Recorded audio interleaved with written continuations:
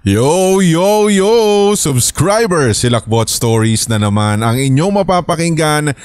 Nasa 295 plus na ba tayo ngayon? Welcome back sa lahat ng mga solid, mga silencers at once again sa mga channel members natin na palagi pong sumusuporta sa lahat ng mga inilalabas natin mga kwento at nagre-renew ng kanilang membership. Maraming salamat. Thank you! Ang inyong mga pangalan, currently nandyan na po yung mga current list natin.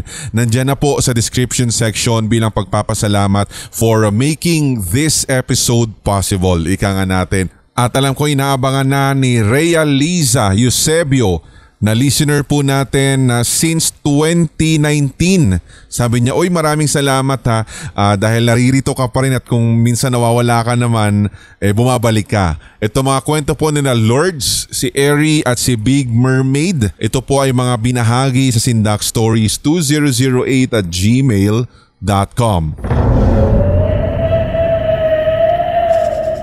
You are listening to Subscribers Hilakbot Stories, true horror stories submitted by HTV Positive listeners. Okay, medyo mahaba-haba po ang ating first story. Ito po yung mula kay Lords. Silent listener no more, sabi niya. Since pandemic po, ako po ay inyong tigapakinig na. Aksidente lamang po na nag-try ako na maghanap ng horror story sa YouTube nung time na iyon ay nag-headset ako habang nakikinig. Baka kasi mawirduhan yung mga kasama ko sa bahay kung bakit ito ang pinakikinggan ko, yung Hilakbot. And then eventually, nakikinig na rin yung anak ko ng podcast ninyo. Sabi, "Oy, salamat po, salamat. Siswertein kayo ng 3 buwan." Wow! Na-excite ako kasi pag nakakarinig ako ng mga kwentong paranormal o kaya mga aswang na based sa mga experiences na mga kakilala ko, para kasing hindi ka panipaniwala talaga na may ganoong klaseng existence sa mundo. So ito nga, hihiramin ko yung isang kwento ng schoolmate ko nung high school. At ito yung aking isi-share. Itago na lang po natin yung schoolmate kong ito sa pangalang Gwen. Sinasapian siya nung time na yun. Marami pong nagtataka dahil tahimik na estudyante, mahinhin tumawa at talagang napakapino ni Gwen. Iniisip ko nga din po noon na baka may problema lamang siya sa pamilya o kung saan paman na hindi niya nabo-voice out kaya psychologically ganito at para siyang sinasapian. Pero out of curiosity, nagpakwento ako sa kanya pagbalik niya galing sa isang mahabang pagpapahinga kung ano ba talaga ang nangyari. Kasi halos apektado na ang pag-aaral niya at talagang hindi na po siya nagiging regular hindi na po siya nakakapasok ng regular. Dahil sa yun nga, madalas po siyang sinasapian at dahil doon, nahihiya na siyang pumasok. Ang kwento daw po niya kasi ganito. Naglaro sila ng Spirit of the Coin ng mga classmate niya sa itaas na bahagi ng school building. Wala po kasing masyadong tao doon sa mga room sa itaas at hindi masyadong ginagamit yung part na yun. Ginawa na lang po itong tambakan ng mga luma at sirang upuan. Bigla din daw pong lumakas yung hangin. Doon na po sila nagkatakutan at nagtakbuhan papalabas ng classroom. Kaya ang nahuli ay hindi po agad nakalabas. Sumara po kasi at otomatikong nag-lock yung pinto, and to think na kung paano mangyayari iyon nasa loob po ng classroom o nasa likuran mismo ng pinto yung lock. Pero hindi po niya ito mabuksan hanggang sa talagang buong lakas niyang pinipihit ito. Iyak na po siya ng iyak dahil akala niya pinagtitripan na siya ng mga kaklase niya at iniwan na lang doon o ikinulong sa room. Takot na takot siya and then after a while, bumukas yung pinto kaya dali-dali na po siyang lumabas at bumaba pero wala ng tao at siya na lang pala ang naiwan. Lumipas ang araw, nabalitaan na lang namin na sinapian si Gwen. Pag nangyayari daw ito sa kanya, napupunta daw siya sa isang gubatin o kuweba na lugar at ito'y madilim. Merong lalaki daw na parang engkanto sa kanyang tingin na medyo maliit lamang. Pangit, mahaba ang tenga, mabaho daw talaga yung amoy at hindi niya maipaliwanag. Mabalahibo daw po yung nilalang na iyon at hindi lamang po siya 2 o 1, kundi talagang napapaligiran daw po siya ng mga ganong uri at iba pang mga nilalang. Madidistinguish mo nga lang daw na siya yung pinuno ng lugar na yun dahil nakaupo daw ito sa isang parang trono. Pinaalbularyo naman po si Gwen at awa naman ng Diyos ay gumaling po siya kalaunan. Meron pong series ng ritual na ginawa sa kanya at matapos nga daw po nun, gumaling man siya. Pero madalas naman daw po niyang mapanaginipan yung mga nangyari sa kanya noong sinasaniban siya. Hindi ko po makakalimutan ang kwento niyang ito, Sir Red, dahil kakaiba sa lahat ng mga istoryang napakinggan ko. Kaya ito po yung nais kong i-share. Hintayin ko po yung pag-air sa istoryang ito. More power at once again, salamat. You are listening to Subscribers Hilakbot Stories, true horror stories submitted by HTV Positive listeners. Maraming salamat, Lord, sa kwento mong ito at kahit papaano nabalik na naman yung alaala. Sigurado naman kayo kahit no elementary, di ba? Marami na nagsabi mayroon pang spirit of the pen, hindi lang spirit of the glass spirit of the pen, ito nga spirit of the coin, spirit of the stick. Ang dami mga ganun-ganun na mga ginagawa kahit no mga elementary days, talagang mga curious tayo sa mga ganito. Pero natatandaan ko lang talaga nung ginawa namin ito noong nung time na pa tayo bago-bago pa lang itong hilakbot noon. Ginawa po namin itong Spirit of the Coin. Sa pagkakatanda ko, ito po hindi ko dinidiscuss para gawin din ninyo. Pero mabilisan lang. Mayroon syempre dapat kayong una sa lahat, yung coin, may pen, mayroon din kayong, kung tutusin dapat nga A4 size nga daw na papel na o kaya puti na papel na kung saan isusulat po ninyo yung mga letra, yung alphabet as in mula po doon sa gilid na paano ba? Left corner sa taas, upper, and then yung right corner. And then iwanan mong blanco yung nasa baba kasi yung sa bandang baba, ang isusulat mo doon ay yung mga numbers 0 to 9. So yun yung nasa center ng papel, yung nasa ibaba ng papel. So yun, hindi ko na masyado pong i-discuss pero yun lang para ma-imagine ninyo kung paano. Parang Ouija board lang ang datingan nito. Pero trip lang kasi namin ito na kung totoo nga ba. Pero sasabihin ko parang hindi siya nag-workout sa amin. Pero ang ilalagay mo nga daw doon sa gitna, sa taas, start, sa baba, and then sa gawing kaliwa, yes and no naman sa kabila. So yun. And then yun na nga yung magpe-play the game na kayo. Syempre dark room dapat. Tapos may kandila na ganyan. Ipi-place ninyo. Syempre the circular din kayo. Ipi-place nyo yung tag dito yung inyong hintuturo doon sa mismong coin. Tapos ayun na nga yung para magi-invite ka na daw ng spirits kasi hindi ako yung nag-ano nito nag-initiate, hindi ako yung talagang main character dito. Nakisama lang ako para lang malaman ko at maikwento ko. Ito na nga yung time na yun, ito na yung pagkakataon na pwede kong maikwento yung experience namin. Hindi ako talagang naniniwala agad na yung gumagalaw yung coin noon, mga ganyan. Pero may moment talaga na bigla siyang hindi ko na alam hindi ko ginagalaw. Syempre wala din ng mga amin sigurado sa mga kasama ko. Pero siguro alam mo yun, hindi siya naging successful kasi parang ang nega ng isip ko. Parang hindi ako naniniwala at the first place, di ba? Parang tuloy ako yung naging hadlang kung bakit hindi daw sila naka-communicate ng mga spirits, mga ganun. Pero to cut the story short, ang gagawin daw ninyo dapat dyan, please kapag halimbawa na ganito-ganito kayo, once may mga contact, may mga ganun, i-end ninyo yung session.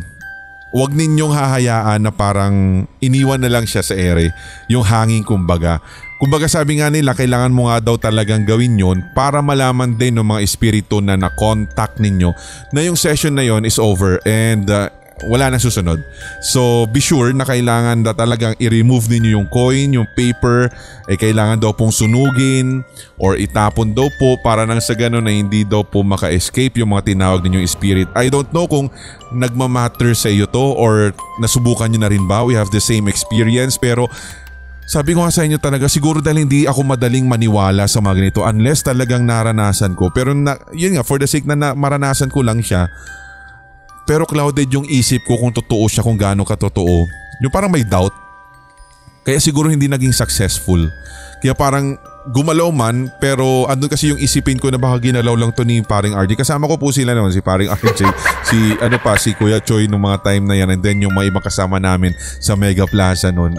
Ginawa namin ito talagang October 30. At talagang tinapat namin sa ganun kasi mas malakas daw yung spirits. Hindi mo na kailangan abutan pa ng alas 3 madaling araw na devil's hour, mga ganun-ganun. Pero ito po yung sinasabi ko once again, hindi para gayahin ninyo or hindi para magkaroon kayo ng idea. Pag naglaro kayo ng kahit na anong ganito-ganito, mga all about contacting spirits or from the underworld, ganyan, make sure naman i-end ninyo yung session daw kasi parang hindi daw matulad. Kaya ito, kwento po ni Lords, yung parang ganito na parang hinayaan lang, hindi natapos. Kaya tuloy nagkaroon ng portal, nagkaroon daw po ng pagkakataon na maka-escape yung mga natawag na spirit. Hindi ko alam kung ganito rin ba yung nangyari sa inyo. Basta ang isa pa sa natatandaan ko dito noong time na yon, bigla pong nawala din yung coin na ginamit namin. Kinuha ni RJ. Pinawasahin niya papunta ng Rizal. Ewan ko, kaya siguro nagkasakit siya noong mga time. Di ba naalala niyo nagkasakit siya? Siguro sinumpa siya ng espiritu. Ninakaw niya ninakaw. Hindi niya nakalimutang ibalik ninakaw niya yung coin.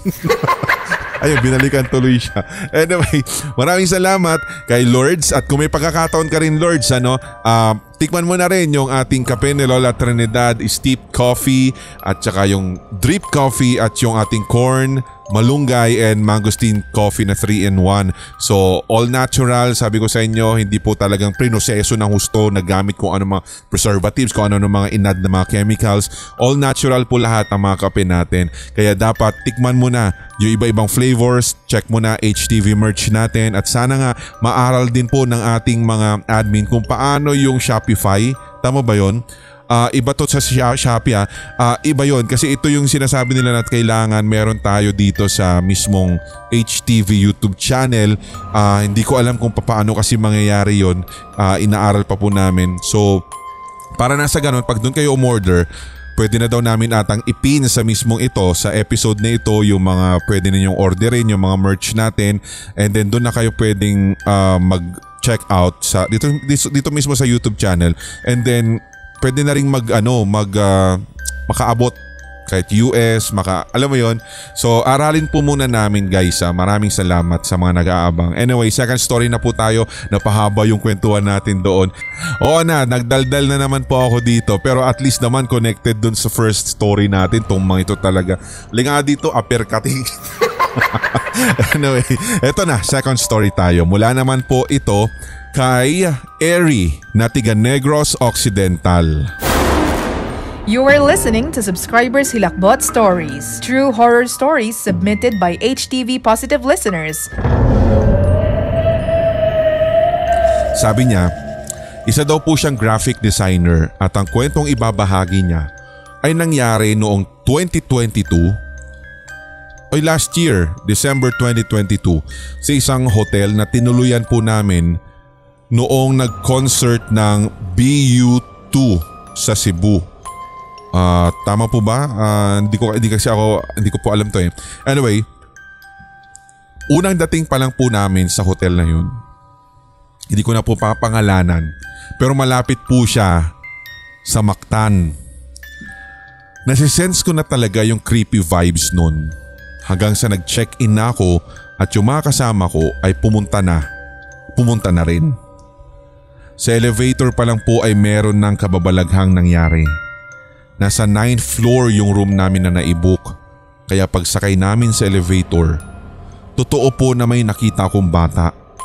May bitbit siyang manika at sumabay sa amin paakyat. Una ko pong pinindot yung room o yung floor na kung saan naroroon yung room namin, pero yung bata ay nakatayo lamang. So habang umaandar po ito, huminto siya sa ika-6th floor. Akala namin may papasok pero hindi po bumukas. Pero yung bata po talaga, Sir Red, tumagos sa elevator door. Hindi po ako nakagalaw sa kinatatayuan ko na parang binuhusan ako ng malamig na tubig, pero ramdam ko talaga nagbutil ang pawis ko. Yung kasama ko po, kung tatanungin ninyo ba't hindi niya po naramdaman or whatsoever, cellphone po siya ng cellphone. At hindi ko naman sinabi sa kanya agad yung nakita ko dahil alam kong yayayain na po niya ako agad na umuwi. Kwento ko na lang po sa kanya ang lahat nung pauwi na kami ng Negros. Yun lang po, Sir Red, ng aking creepy story. Meron pa pong susunod at kikikwento ko po soon. You are listening to Subscribers Hilakbot Stories, true horror stories submitted by HTV Positive listeners. Ayan, once again sa mga katulad po dito ni Eri, kung halimbawa meron ka pang kasunod o meron pa kayong ibang mga story na alam mo yon na pwedeng karugtong nung first na sinend mo sa amin or ibang experiences, why not gayahin nyo yung ginawa po nila, sino ba yon, si Beatrice? Tama ba? Nakalimutan, Phoebe ba yung kanyang AKA doon or basta yun yung mga AKA niya na talagang pinag-isa niya yung submission, iba-ibang karanasan pero pinag-isa niya. Ganon din yung ibang mga nag-send na rin po sa atin ng naon na para magawa na lang po natin ng regular episode at bilang isang compilation na talaga siya ng sarili mong karanasan. So mas mainam yung ganon para hindi na rin natin matatambakan kasi sabi ko nga po, pasensya na talaga kung hindi ko po naaatenan lahat ng mga story sa email, although may access na po ang inyong lingkod sa sindakstories2008@gmail.com. Nare-receive, nakikita ko po yan kahit nasa eskwela na ako, kahit saan man nagda-drive or whatsoever. Nakikita ko agad, nagno-notify naman sa akin kung may bagong email. So nakikita ko pero ang nangyayari hindi ko naman po siya ini-scan agad. Si Clay po talaga ang sumasagot sa inyo doon at nasi-save ko na lang at nire-remind ko na lang paano yung kwentong ito na nung na-receive ko na nakaraan ganito, nasaan na. So ako na lang nagre-remind sa kanila pero marami pa po talagang pending, aminin ko po yun kasi hindi lang naman ito yung ginagawa natin. So ang maganda, may resolution po kaming ginawa noon na pag sumapit po ang episode 300 ng SHS, ang gagawin na lang po natin, siguro baka magpahinga muna tayo for isang buwan para sa subscribers si Hilakbot Stories para na sa ganun ma-filter po natin yung ibang mga kwento na pwedeng isama sa isang compilation, iisang topic na tungkol sa isang elemento para alam mo yon mapag-isa na natin and then para hindi na rin po talaga double yung magiging trabaho natin na i-air natin dito sa SHS, i-air ko pa as regular, i-record pa talaga ulit yun guys. So sana maintindihan nyo. Basta kapit lang kayo sa matigas. Himas-himas lang muna dyan ha. Sa madulas. Okay? So mahina ang kalaban. Anyway, third and last story na po tayo at ito naman ay nanggaling sa ating... may nag-send nga pala sa ating Facebook ha. Like and follow na rin po para madagdagan naman po tayo dyan. Hilakbot Pinoy Horror Stories sa Facebook. Si Big Mermaid po ito. You are listening to Subscribers Hilakbot Stories, true horror stories submitted by HTV Positive listeners. Ako po ay nagtatrabaho sa isang BPO company somewhere in BGC. Ang trabaho ko po doon ay tiga-audit ng calls ng mga agents namin.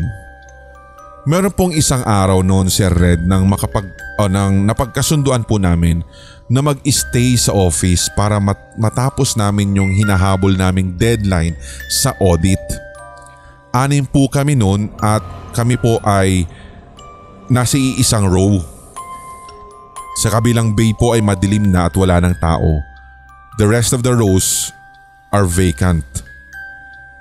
Dimmed lights din yung office namin noon, Sir Red. So sa row na lang namin ng merong mga tao. Nakapaglinis na rin yung mga maintenance kaya lahat po ng chairs ay talagang naka-tuck na sa desk. Off na rin yung aircon. Marami na rin naman ako naririnig na kwentong kababalaghan sa opisina. Pero hindi ko po talaga inaasahan na isa ako sa makapagpapatunay nun. Yung office mate ko and the only guy ay nag-o-audit po ng social media responses. May nabasa po siyang death of birth around 1 a.m. and he shared it to us at natawa kami sa error na nangyari. Hindi kami nag-iisip ng kababalaghan nun. Yung katabi kong nasa dulo ng row ay tahimik lang. Maya-maya ay tinanong niya ako kung kumukulog daw ba.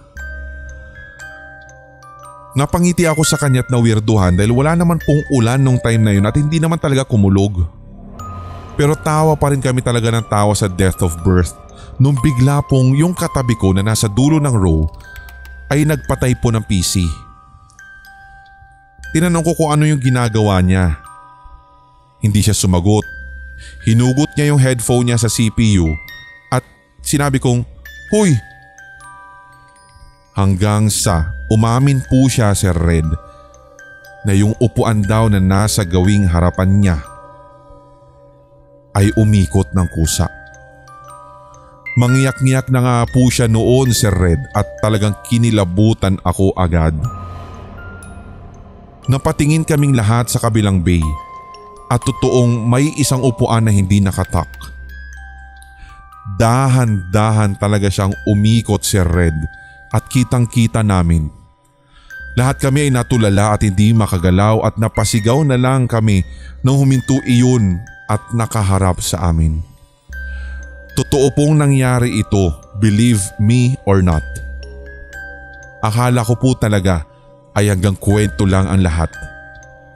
Isa pa, wala naman pong nakabukas ng kahit na anong aircon at hindi naman po napapasukan ng kahit na anong hangin ang aming bay nung time na yon, kaya imposible naman na hangin ang nag-cause nun. You are listening to Subscribers Hilakbot Stories, true horror stories submitted by HTV Positive listeners. Maraming salamat na naman sa mga kwentong inyo'y binahagi mula po syempre sa sindakstories2008@gmail.com at yung mga nagpo-forward din po syempre sa ating Facebook, ang Hilakbot TV Pinoy Horror Stories. Maraming salamat sa lahat po ng mga nakasama na naman natin at sana po'y nakapaghatid na naman ng kahit kaunting kilabot sa inyo dyan. Pero kung wala ka daw naramdaman, ganyan ka siguro ka manhid na. Maraming salamat po sa lahat ng mga regular listeners, silent listeners, mga baguhan na naman, wag sanang maengkanto pero engkanto, at syempre ganoon din sa mga channel members. Once again, mga pangalan po ninyo ay naririyan sa description section. Okay? So currently po yan, ina-update po yan ng mga admin natin sa kada upload nila. Marami po tayong kwentuhan sa susunod na linggo at syempre paabangan po ninyo.